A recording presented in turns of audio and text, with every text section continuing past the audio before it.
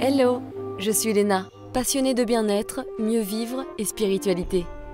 J'ai créé ce podcast pour faire connaître au plus grand nombre des méthodes alternatives pour aller mieux, que ce soit physiquement ou mentalement. Quels que soient vos problèmes, quelles que soient vos croyances, restons ouverts, restons curieux et testons. Bonjour à tous et voici la suite de l'épisode sur le parcours qui mène à soi avec Ambre Cazodéor. Bonne écoute. Là, ça me fait penser des fois, moi j'ai un problème qui est assez récurrent où j'ai du mal à me concentrer sur ce que je lis. Il faut que je le relise plusieurs fois pour que ça rentre parce que je sais pas, ça veut pas. Et ça peut être travaillé justement. Alors, il faudrait que tu vois, aller Intéressant. creuser un peu plus, mais est-ce que t'es pas tout simplement fatigué à ce moment-là? Tu sais, moi je dis toujours, naturellement, toutes les 90, on se met en état de conscience modifié naturellement. T'as des gens, des fois, ils me disent, non mais moi en fait l'hypnose ça marche pas parce que, et je dis mais non, c'est pas vrai. Mon prof m'avait appris un jour et j'ai retenu cette citation que je trouve très juste. Il n'y a pas de de sujet hypnotisable, il y a que des mauvais hypnotiseurs parce que naturellement on rentre en hypnose toutes les 90 minutes. Parce que tu peux pas rester en état de Ouais, concentration en permanence, c'est pas possible.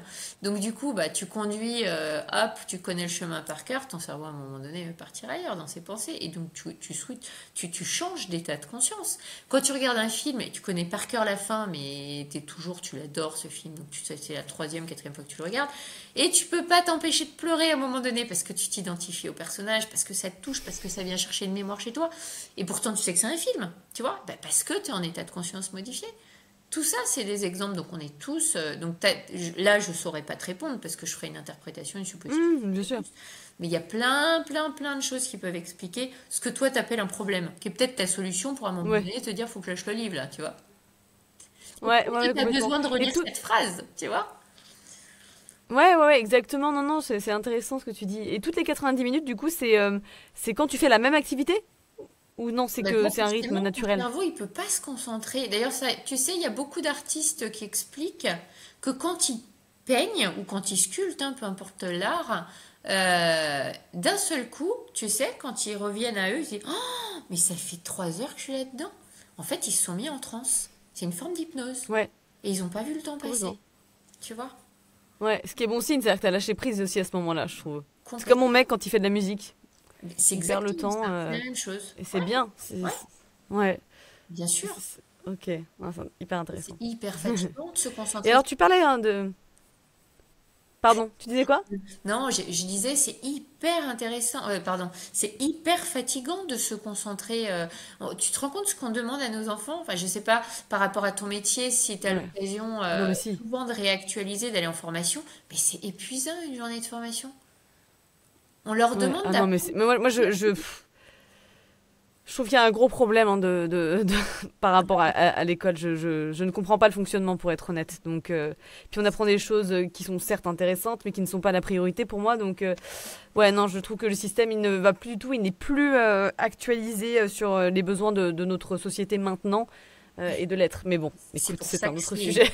Mais oui, mais c'est pour ça que c'est un domaine en crise comme la santé, effectivement. Ouais. Hmm. Et alors, tu parlais donc du fameux livre de l'enfant intérieur. C'était une question que j'avais parce que je trouve que travailler avec son enfant intérieur, c'est hyper efficace. Ouais. Mais il y en a qui n'ont jamais exploré ça. Alors, qu'est-ce que l'enfant intérieur? Comment il se manifeste? Et surtout, pourquoi et comment se connecter avec lui, entre guillemets? Ouais. Moi, tu sais, c'est un de mes sujets favoris, hein. J'en parlais avec le livre de Moussa Nabati. Et je sais qu'il y a des gens, ça leur hérisse le poil. Ah, mais vos conneries d'enfant intérieur. Tu vois, j'avais bossé avec Franck Levet l'année dernière. L'enfant intérieur, c'est pas trop le genre de mot qu'il utilise, tu vois. Néanmoins, c'est une question de vocable. L'enfant intérieur, pour moi, tu peux pas faire l'économie de travailler là-dessus. Pourquoi? Parce que ça représente ton moi enfant. Alors, en analyse transactionnelle, on va te parler de ton moi enfant, ton moi adulte, ton moi parent, etc. Évidemment, c'est une métaphore. T'as pas un petit gamin qui vient à l'intérieur de toi et qui t'emmerde, hein. Enfin, toi, en l'occurrence, t'as un petit bout de chou. Mais ton moi, ton toi enfant, ton toi, tu vois, c'est vraiment, c'est un archétype en fait. C'est un archétype qui te permet d'aborder le vécu de l'enfance et pas seulement à travers ce que toi t'as vécu, mais c'est vraiment pas à travers uniquement ta mémoire non plus. C'est vraiment la compréhension que c'est ça qui te permet d'appréhender la réalité de nos ressentis. Et tu vois, je te parlais du trait avec Franck Lobet, c'est là où il est super fort. Lui, il travaille comme ça sur l'enfant intérieur, avec des mots. et des énergies. C'est-à-dire qu'il voit la réalité que tu as vécue, il voit les images, mais ce qui est intéressant, c'est qu'il voit ce que tu t'es raconté. Alors ça, c'est son don de clairvoyance qui lui fait gagner un temps, mais énorme par rapport à un thérapeute qui a pas, tu vois, qui se branche pas en direct et qui a pas cette capacité de clairvoyance. Mais en fait, on fait le même boulot. C'est aller faire parler à la personne sur son enfance. Alors, par exemple, elle va te dire « Ah, mais moi, c'est horrible, mon père, il s'occupait pas de moi, patati patata. » Ça, c'est son ressenti, c'est son vécu. Et on n'est pas en train de lui dire « Ce que tu es en train de me raconter, c'est du bullshit. » Mais en train de lui proposer un autre point de vue. Tu vois, c'est l'histoire de la chaise. Tout à l'heure, je te disais, tu te mets dans la peau de l'autre. Mais tu t'es pas dit 5 minutes qu'en fait, ton père, il allait bosser comme un fou parce que justement, il voulait t'offrir la qualité de vie qu'il n'avait pas eue pour t'offrir du confort. Et en fait, quand la personne, elle est déjà en train de s'autoriser à changer son point de vue, ben ça change tout. Tu vois? Complètement. Et en fait, Mm. quand tu as passé la période de l'enfance, quand tu as passé la période de l'adolescence, qui est un gros sujet aussi d'ailleurs, moi je propose pas de stage encore, hein, ça viendra peut-être sur l'adolescence, mais il y en a beaucoup qui après proposer des stages sur l'enfant intérieur proposent cette période qui est une période très agitée pour beaucoup de gens. Moi ça a été une période très agitée pour ma part. Mais en fait c'est comprendre que l'adulte qu'on est aujourd'hui, tu vois, quand on est notamment devenu maman par exemple comme moi, ben, l'adulte qu'on est devenu, il a besoin de faire la différence entre l'enfant blessé qui surréagit, parce que tu vois, quand on parlait tout à l'heure des surréactions, ben, c'est l'enfant blessé en fait, c'est les mémoires de ce qui n'a pas été réglé avant. Notamment avec ton ami qui est pas C'est venu ça, te cet voir. exemple-là, voilà, en lien avec nos blessures du passé et puis l'adulte qu'on est aujourd'hui. Mais c'est bon, en fait, il vient pas me voir, c'est pas grave, puis ça raconte rien de moi, puis ça veut pas dire que, tu vois. Et en fait, pour que cet adulte il puisse prendre cette autonomie-là, c'est-à-dire la pleine responsabilité dont on parlait tout à l'heure, ben, il a besoin de conserver quand même, d'une part, la part d'enfant qu'il a en lui, qu'il ramène aussi à l'émerveillement, à la spontanéité, à la créativité, à tout ce qui est relié à l'enfant intérieur. Et puis, faire la différence aussi entre la part qui surréagit parce qu'il y a une blessure. Et quand tu comprends que la part qui surréagit, bah, c'est lié à nos mémoires d'enfance, une émotion, c'est une mémoire. Hein. Ben, ça change tout. Donc en fait, tu sais, pour avoir exploré plein de courants et en explorer encore des courants thérapeutiques, je l'ai exploré aussi l'enfant intérieur dans la kinésiologie. Évidemment, tu prends la Gestalt thérapie, tu abordes l'enfant intérieur. Tu prends n'importe quel un psychologue qui va travailler uniquement avec la parole va revenir à la période de l'enfance. Un psychanalyste, parce que le code source, tu vois, il est inscrit dans ta matrice de naissance et évidemment dans toutes tes premières années. Alors, tu as des psys qui vont te dire que la période de l'enfance, c'est 0-10 ans, d'autres 0-12. Bon, d'autres vont te dire, bah non, 12, on est déjà dans la pré-ado. Puis c'est vrai que voilà, tout évolue sans cesse. Peu importe, on est sur cette tranche-là, tu vois, de la naissance à peu près Ouais. à tes 10 ans.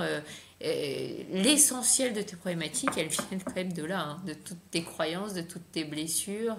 Et à un moment donné, travailler sur l'enfant intérieur, bah, c'est reconnaître que ça t'a cette part-là qui prend beaucoup de place et qui, dans des moments où une personne, elle surréagit parce qu'elle est soit dans les peurs, soit dans les doutes, dans l'inconfort, etc., c'est arriver à dire, attends, là, qu'est-ce que ça vient raconter dans mon histoire?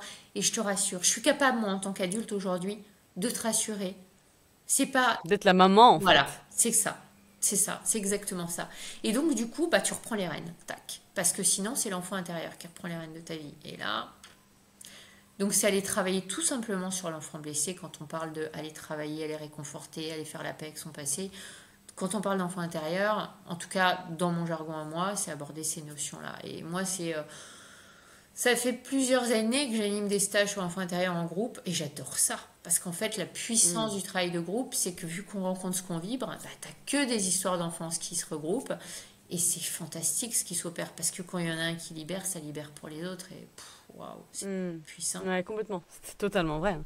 Exactement. Et c'est vrai que j'ai certaines personnes qui m'ont déjà dit, mais en fait, moi, j'ai rien à lui dire à l'enfant intérieur, je sais pas quoi lui dire. Ça dure 30 secondes et après, je sais pas quoi lui dire. Qu'est-ce que tu dis à ce genre de Eh personnes? ben, je Qu'est-ce que tu comprends. conseilles? Ben, c'est pas que je conseille, c'est la raison pour laquelle tu vois, je me fais de l'autopub, mais dans mon stage, je travaille de plein de façons sur l'enfant intérieur. Parce que tu as des gens qui aiment pas tellement travailler en hypnose, parce qu'ils se racontent qu'ils partiront pas, donc voilà, ils ont du mal à lâcher. Tu as des gens, tu as besoin de travailler l'enfant intérieur par des rituels, des actes, tu vois, comme Jodorowsky fait, et on s'en inspire beaucoup quand on travaille en psychogénéalogie. On peut travailler l'enfant intérieur avec des contes à guérir, tu vois. On peut travailler l'enfant Des comptes à guérir? Ouais, tu sais, tu as beaucoup de livres sur le sujet, Salomé, tout ça, les contes à guérir. Et tu as des contes, je me souviens, alors je dois l'avoir pas très loin, mais Moi, je m'étais inspirée d'un livre d'hypnose avec des spécialistes qui est sur les stress post-traumatiques, sur des femmes qui ont été violentées, sur des tsunamis, tout ça, où ils rentraient dans des programmes pour justement dépasser les traumas. Et ils passaient par ces comptes à grandir. Et en fait, tu proposes à la personne, par exemple, de créer un bol. Tu vois, dans lequel tu vas Ouais. lui dire, bah voilà, tout ce que tu veux plus de ton passé, machin, tu vas chercher des petits cailloux que tu mets dans le bol. Et puis, alors je n'ai pas forcément, tu vois, leur rituel dans l'exactitude parce que moi je l'avais revisité à ma sauce, mais je vais confier ça à mon bol magique parce que chaque enfant qui naît, en fait, il naît en ayant un bol parfait. Et il suffit juste d'aller retourner ce bol pour le nettoyer en fait régulièrement. Et vu que l'univers déteste le vide, donc tu fais créer. Alors moi je fais pas créer le bol parce que j'ai pas le temps dans mes stages, mais j'amène directement des bols. Mais par contre je vais leur demander d'aller choisir des cailloux et d'aller me raconter une histoire avec ce caillou. Et ils sont pas obligés de raconter l'histoire s'ils ont pas envie de dévoiler l'histoire, mais en tout cas eux qui mettent des mots sur ce caillou, qui s'en libèrent. Et vu que l'univers déteste le vide, ben après aller commander quelque chose. Donc toi ça c'est une autre manière de travailler en posant des actes psychomagiques ou symboliques, tu les appelles comme tu veux, il y a mille façons de les appeler, pour pouvoir après opérer des transformations. Tu travailles sur l'enfant intérieur, bah, par exemple en te connectant à une photo de toi quand tu étais enfant. Moi j'ai travaillé aussi comme ça avec les thérapeutes qui m'ont accompagnée avant de devenir moi-même thérapeute. Tu travailles sur l'enfant intérieur en te connectant simplement, tu vois, à tes souvenirs d'enfance et tu vas re-raconter une histoire. Ce qu'on fait aussi avec le projet Sens ou l'empreinte de naissance, tu vois, il y a deux façons d'appeler le truc, où je vais reprogrammer un truc qui s'est pas bien passé et ça va tout changer. Pourquoi ? Parce que le cerveau, il fait pas la différence entre le réel et l'imaginaire. Donc on peut finalement retravailler sur tout.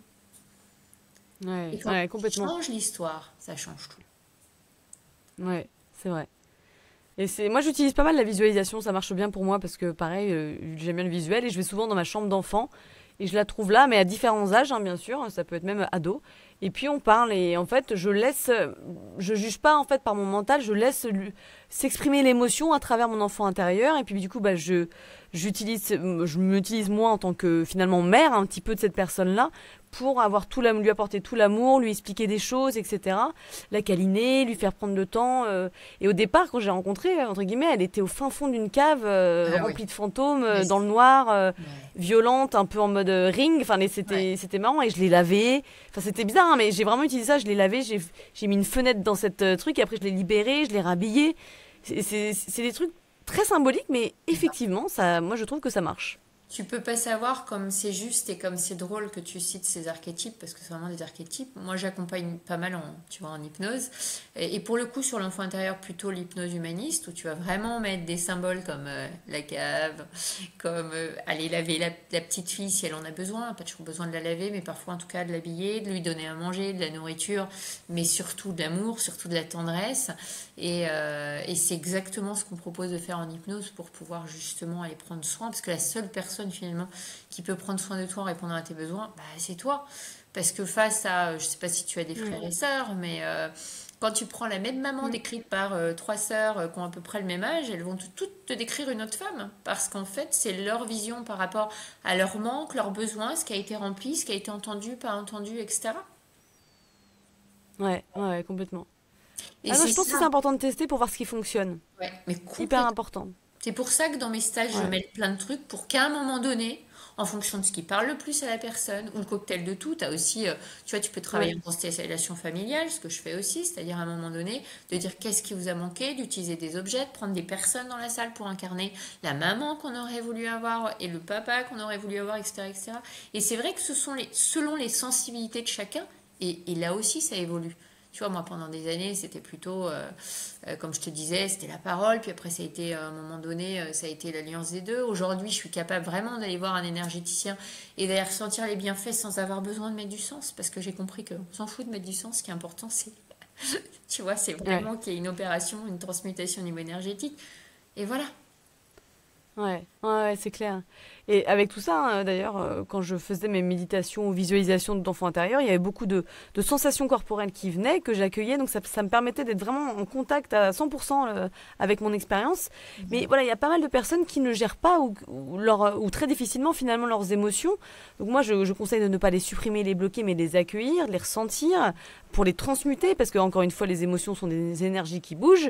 Ouais. Comment toi, tu conseilles à tes patients, tes patients pardon, de travailler avec leurs émotions? Alors, tu as raison, j'ai pas le droit de dire patient même, parce que je suis pas médecin. Ouais. Donc j'utilise, d'ailleurs je le dis dans le livre, le mot action, qui est un terme qu'on a trouvé, qu'on a choisi avec mon mari, qu'on trouve très beau, parce que dans action, tu es acteur de ton changement. Comme je dis, nous on n'est que des guides, hein, on vient poser une lumière, etc.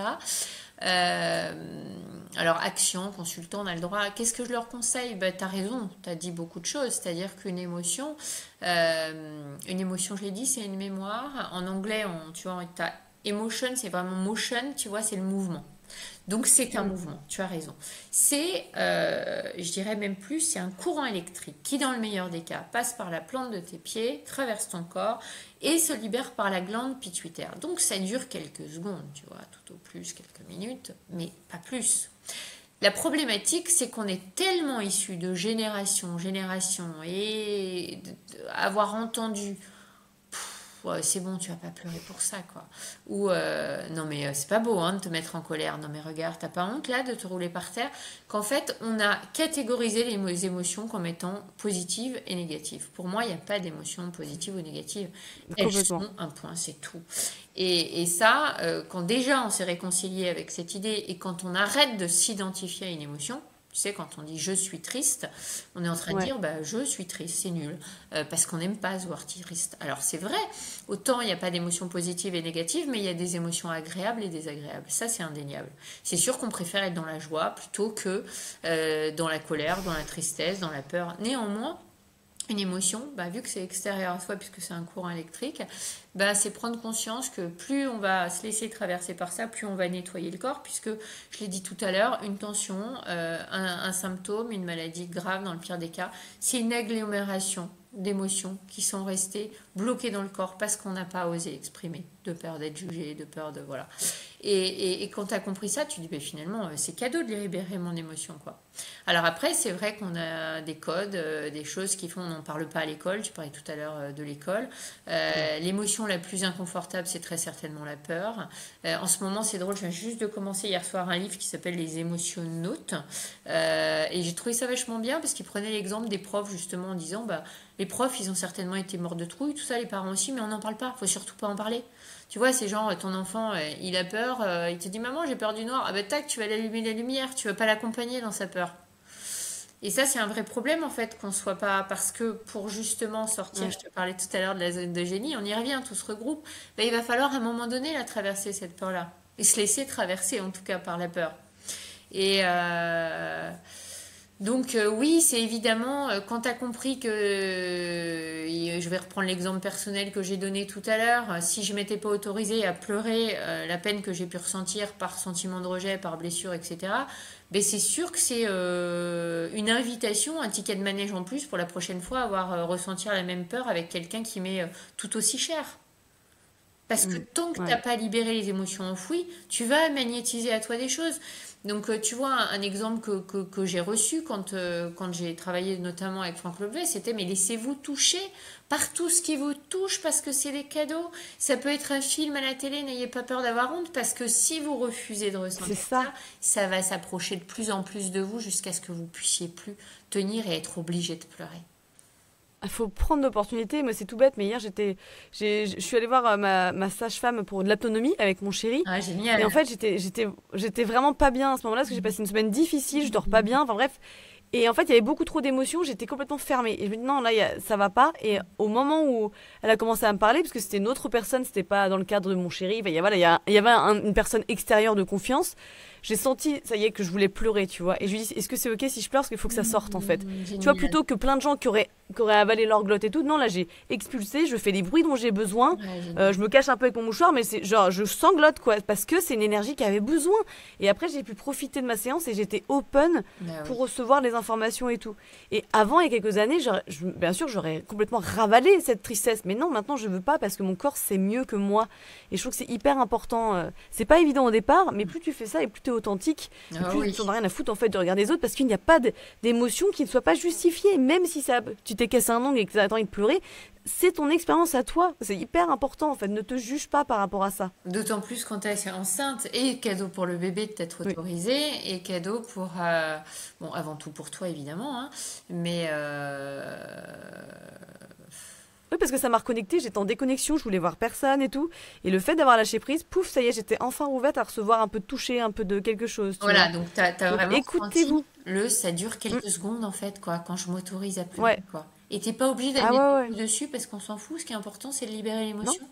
Et t'as même pas accès Complètement. parfois à pourquoi. Tu sais, nous on aime avoir le pourquoi, mais Ouais. parfois on Non, n'a des pas fois tu l'as accès pas. parce que c'est dans nos cellules et qu'on va libérer C'est des ça. choses pour nos ancêtres qu'on a choisi de libérer parce qu'on est relié en fait, quoi. Complètement, ouais.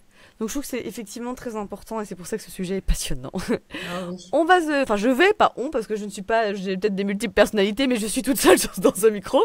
Bon, tout est Pour corps. finir, hein, parce que ça va être la dernière question, je voudrais que l'on parle de la relation parent-enfant, hein, qui est, comme tu le décris très justement dans ton livre, un pacte implicite d'élévation mutuelle d'âme. Dis-nous Ouais. en plus, parce que je trouve ça hyper passionnant. Bah écoute, moi aussi j'ai adoré la première fois que j'ai entendu ça, je crois que c'était dans une conférence de Grégory Mutombo. J'aime bien remettre à César ce qui appartient à César, tu vois, c'est important pour moi. Je m'approprie pas, Mm. je crois que on n'invente rien, on est tous reliés à une information. Et On j'ai est trouvé tous en ça train de super. reprendre des choses. Ouais. Mais bien sûr, hein, mais bien sûr. Et pour moi, ça a fait mais tellement de sens, et notamment, j'en parle évidemment dans mes stages d'enfant intérieur, parce que pour moi, tu peux pas faire la paix avec ton passé, avec ton enfant intérieur, si tu n'as pas fait la paix à un moment donné avec tes parents. Ça veut pas dire que tu dois aimer à tout prix tes parents, hein, tu vois, l'amour inconditionnel, tout le monde en parle. Pour moi, on n'en est pas du tout arrivé à ce niveau de conscience. T'as beau dire, oui, j'aime de manière inconditionnelle mon fils ou ma fille, c'est pas vrai. Parce que quand tu commences déjà à lui dire, maman aimerait que, ou si tu ranges pas ta chambre, ou si tu finis pas, ou je sais pas quoi, t'es déjà en train de lui mettre une condition, en fait, tu vois, parce que l'enfant, dans son cerveau, qu'est-ce qui se passe? Si je ne range pas ma chambre, maman, elle va moins m'aimer, tu vois. Et pourquoi je dirais qu'on n'est pas dans l'amour inconditionnel avec nos enfants? Ben, tout simplement parce qu'on n'est pas envers nous-mêmes. Et vu que tout part de soi, tu vois, et c'est ce qui nous est demandé, en fait, d'arriver à se regarder dans la glace et à dire, mais je m'aime comme je suis, avec mes ombres, mes lumières, j'ai plus besoin de mettre ce fameux masque, hein, pour cacher mes parts, tu vois, que j'ai mis en déni, ce qu'on peut appeler des parts d'ombre, ces parts qui nous sont même inconscientes et qui sont révélées grâce justement à notre observation avec les autres. Donc là, je m'éloigne un peu du sujet, mais c'est vraiment cette compréhension que ce soit en tant que parent ou en tant qu'enfant, pourquoi on parle de pacte, de contrat en tout cas d'élévation mutuelle d'âme, parce que l'enfant, de mon point de vue, ça n'est que ma croyance, je l'impose pas, il choisit en fait ses parents. Il choisit ses parents parce que, en gros, avant son incarnation, il se dit, bah tiens, j'ai ça à dépasser. Qu'est-ce que je vais me construire Ouais. comme environnement pour pouvoir dépasser cette blessure, dépasser, tu vois. Et donc, du coup, bah, Allez, un bon milieu toxique.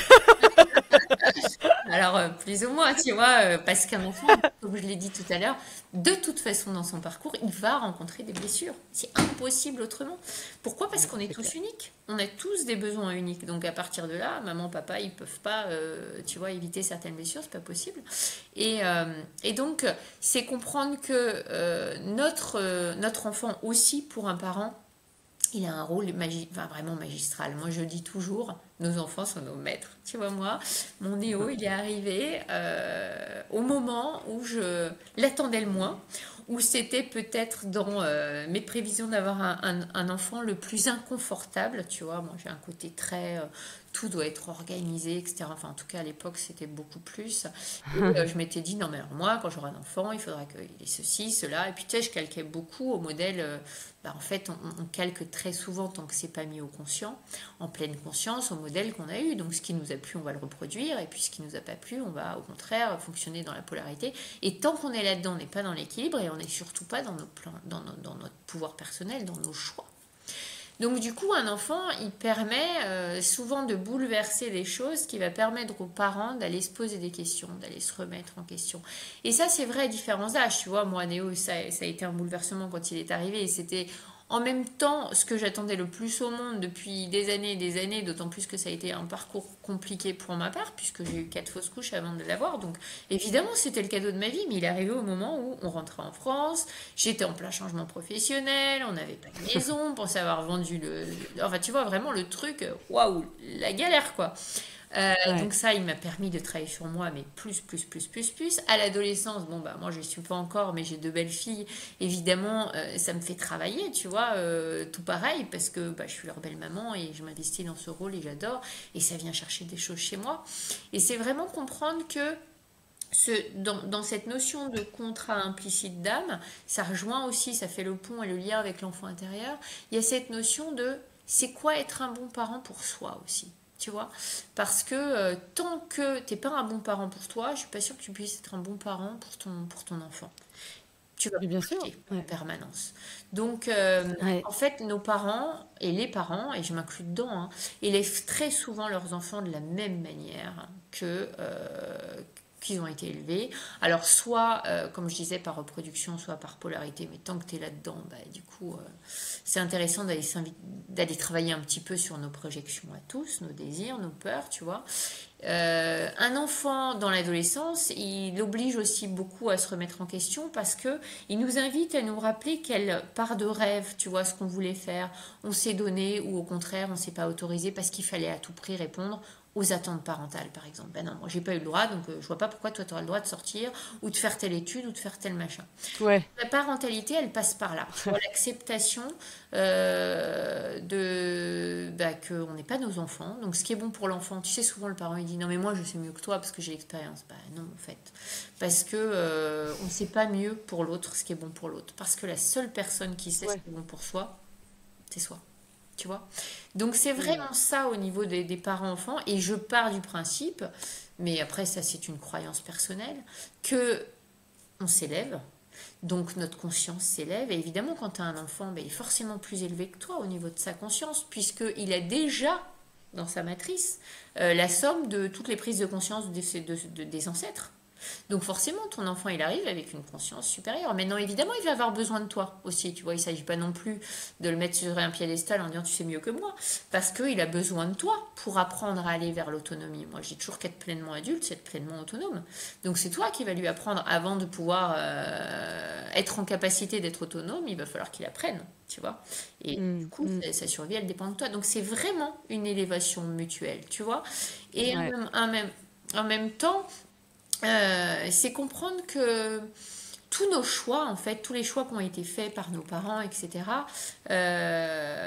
ça nous a permis, y compris avec nos blessures, et j'irais même plus grâce à nos blessures et au fait qu'on ait pu travailler dessus, mettre du sens dessus, tout ça, ça nous a permis de nous élever. Et quand vraiment c'est conscient, et ça, tu t'en prends conscience justement quand on travaille sur l'enfant intérieur, quand un adulte, il est capable de dire, mais je sais pas pourquoi mes parents, ils ont fait ça. Tu vois, je sais pas pourquoi vous m'avez dit ça, je sais pas pourquoi vous m'avez empêché de suivre telle étude, etc.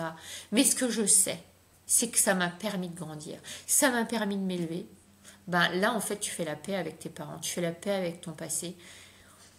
Et c'est fantastique, quoi. Et du coup, toi, en tant que parent, Ouais. parce que tu deviens maman et tu vas voir, c'est une aventure incroyable, bah, c'est prendre conscience que tes croyances, elles vont forcément avoir un impact sur la vie de ton fils. Donc, Ah quand ouais. tu as des Ouais. peurs et que tu commences à lui dire bah ça, bah ça, bah ça, tu vois, ça me rappelle d'ailleurs une personne que j'ai accompagnée. Quand on a travaillé sur ses croyances, c'est souvent, je leur dis, bah, notez dans un carnet quand vous avez des échanges, qu'il y a un truc qui réagit et tout. Elle avait pris l'habitude de confronter ses croyances avec ses filles. Elle élevait ses deux filles toute seule. Et elle m'a dit lors d'une séance, c'est incroyable comme j'ai pris conscience de mes croyances limitantes grâce à mes filles, en Mm. prenant conscience à ce que je leur avais inculqué. Je trouvais ça super beau, tu vois. Ouais, puis c'est fort surtout de se remettre en question et de travailler dessus. Ouais. Ce qui me rappelle d'ailleurs la peur très classique des animaux, notamment des chiens. Je vois une mère qui a peur des animaux ou des chiens. L'enfant, c'est pareil. Et je l'ai vu plein de fois dans la rue parce que moi, j'ai un petit toutou qui fait quand même 3 millimètres, c'est-à-dire que c'est un petit teckel. Et le nombre de personnes qui ont peur de mon petit teckel, je dis, waouh, c'est fou! Moi, bien sûr, j'ai envie que mon gamin il soit dedans avec les animaux parce que c'est tellement de l'amour. Mais je conçois hein, ça, que ça soit différent par rapport à ton expérience. Mais je suis impressionnée de voir à quel point, effectivement, ça se reproduit quoi, de père en fils ou de mère en fille. Et Surtout c'est mère en drôle, fille, hein. j'ai vu. C'est drôle ce que tu dis parce qu'en plus, ça touche un truc très personnel chez moi, ce que tu racontes. Ma mère nous a fait grandir avec la peur des chiens. Elle a été mordue devant nous. Et en fait, elle a voulu transmuter sa peur et elle a réussi avec brio d'ailleurs. Un jour, on a décidé du coup de prendre un chien et un très gros chien. On a pris pas un Rottweiler, un bas rouge. Tu sais, les beaucerons. Donc 50 kilos, Ouais. le truc, je te dis pas. Ouais. Un amour de chien peureux. Et tu sais, d'ailleurs, ça va faire encore Oh. un lien avec notre vidéo. Je dis toujours qu'à la fin, dans toutes les émotions, il en reste deux. C'est l'amour et la peur. Quand tu es dans la peur, tu peux pas être dans l'amour. C'est l'autre pièce de la médaille. Et il se trouve qu'on a choisi un chien qui était très impressionnant, mais qui avait peur. Et donc, du coup, quand les gens Chouchou. s'approchaient trop, ben, ils se mettaient à grogner. Donc les gens, du coup... et d'ailleurs, on a eu un jour un problème, tu vois, avec ce chien, parce que il y a une petite fille qui n'a pas eu peur et qui s'est approchée, et tu vois, il a voulu la Ouais. niaquer, quoi. Et on s'est dit, ah, là, tu vois, c'est emmerdant, il va falloir qu'on fasse quelque chose. Et ce qui est très drôle, c'est que, tu vois, mon fils, il est omnibulé par les chiens. Donc moi, ça a dépassé aussi ma peur des chiens, le fait d'en avoir un, etc., etc. Ouais. Et mon fils est omnibulé par les chiens. Et à chaque fois qu'on se balade tous les deux, que ce soit un gros, un petit, un machin, encore ce matin, tu vois, en allant au marché, il dit à tous les gens qui croisent, est-ce que je peux caresser le chien? Et en fait, je lui ai appris, tu vois, dans le juste équilibre, ce qu'on appelle C'est la voie du milieu. c'est bien à demander déjà. Et je lui Ouais. ai après demandé, parce que lui, n'ayant tellement pas peur, il allait Bah, il pourrait spontanément. effectivement se faire mordre. Je lui dis attention parce qu'un chien peut avoir peur. Et ce qui est drôle, c'est qu'en fait, je ne vais pas te dire, j'ai pas de statistiques en tête. La plupart du temps, les gens lui disent oui avec plaisir, tiens, va le caresser. Et parfois, non parce qu'il a peur, ou non parce qu'il n'est pas très sympa, ou non. Et du coup, Ouais, bah ben, oui. ça apprend à mon fils à demander, à se méfier sans être dans la peur, parce qu'il n'est pas dans la peur, tu vois. Ouais. Ah, c'est bien. Top. Ouais, ça boucle Ah, de c'est super. plaisir, quoi. Ouais, ouais. Ah, les toutous. Bon, bah, c'est super en tout cas. Ambre, dernière question. Où est-ce qu'on peut te trouver? Où est-ce qu'on peut te contacter, te lire ou te voir, etc., etc. Merci pour cette question. Écoute, où est-ce qu'on peut me trouver? Moi, je vis maintenant à Montauban, à côté de Toulouse. Donc, mon cabinet principal, il est là. Ayant vécu 3 ans en région parisienne, je reviens très régulièrement parce que j'ai ma famille là-bas, enfin une partie de ma famille là-bas. Donc, en général, mes clients sont informés et je donne voilà, je donne les dates sur lesquelles je suis en région parisienne. J'ai une chaîne YouTube que j'anime qui s'appelle Ombre Case dehors et sur laquelle, tout comme toi, j'interviewe des auteurs qui m'inspirent, des confrères, etc. Au niveau de mes stages sur l'enfant intérieur, j'en ai régulièrement. Je n'ai pas le prochain en tête, mais voilà que j'anime aussi bien et sur Montauban que sur la région parisienne ou l'île de Ré parfois où j'ai ma maman. Et, C'est et bien ça. voilà, dans mes actus du moment, tu vois. Ça fait un moment que j'ai envie d'avoir un autre livre en préparation, mais il y a trop de choses. Donc, il est un Je comprends, on en parlait en off. Ouais, Il y a trop de choses. Donc ça veut dire que c'est pas pour l'instant le divine timing, ça viendra. exactement, ouais. Ou pas. Mais Voilà. Oh, il n'y a pas de raison. Merci Ambre. Merci beaucoup à toi pour ton émission, ton temps, ton sourire, ta niaque. Une super belle fin de grossesse à toi. Merci.